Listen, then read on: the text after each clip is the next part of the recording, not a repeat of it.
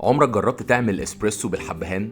اكيد الفكره دي ولو مره جت في بالك. انا نفسي كنت هعمل لها قبل كده فيديو في سلسله عكايه في كوبايه، لحد ما كنت في زياره لاي اسبريسو، اشتريت من عندهم الاسبريسو الكابسولز بتاعتهم، وفوجئت ان هم عندهم نوع من ضمن الانواع اسمه المذاق ده محوج بالحبهان.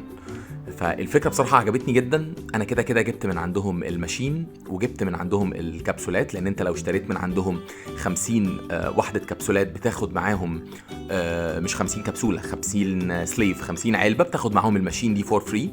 خلينا بقى نجرب كده ونشوف الشكل عامل ازاي.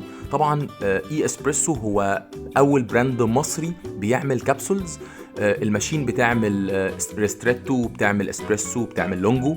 هجرب كده اعمل شوت اسبريسو او دبل شوت اسبريسو كده، ونشوف الوضع هيبقى عامل ازاي والطعم هيبقى عامل ازاي. مع العلم ان الحبهان لو زاد الطعم هيمرر جدا، هتقلب شوربه.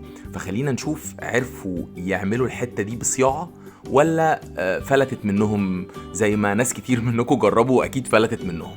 خلينا كده نشوف. القوام شكله متوسط، طعم حلو جدا، طعم الحبهان خفيف، هنت خفيف كده من بعيد.